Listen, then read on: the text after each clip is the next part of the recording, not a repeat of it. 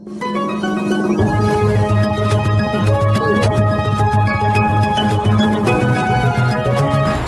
शहरातील लोकमान्य नगर परिसरात एक धक्कादायक घटना घडली आहे। पतीने आपल्या पत्नीच्या अंगावर पेट्रोल ओतून तिला जिवंत जाळण्याचा प्रयत्न केला।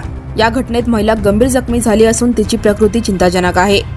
दिनांक 15 एप्रिल 2026 रोजी लोकमान्य नगर येथील 339 जिल्हा परिषद शाळेजवळ मजरेवाडी भागात ही घटना घडली।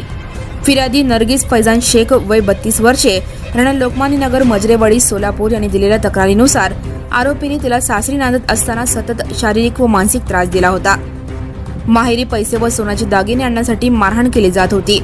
घटनेच्या दिवशी आरोपी क्रमांक 1 फैजान शेख पती हा फिर्यादीच्या माहेरी आला।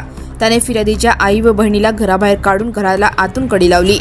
नंतर त्याने आपल्या कपड्यात लपवून आणलेल्या बाटलीतील पेट्रोल फिर्यादीच्या अंगावर ओतले आणि लायटरने आग लावण्याचा प्रयत्न केला। जीवे ठार मारण्याच्या उद्देशाने हा प्रकार केल्याचे फिर्यादीत म्हटले आहे। या प्रकरणी पती फैजान शेख, सासरा जायद, सासू शमशाद, दीर फुरकान, जाऊ उमेरा, नणंद आसिफा तेहसीन मौना सर्व राहणार मखदूम हॉल जवळ मुलतानी बेकरी होडगी रोड सोलापूर या 8 जणांवर गुन्हा दाखल करण्यात आला आहे। Now and press the bell icon. Never miss a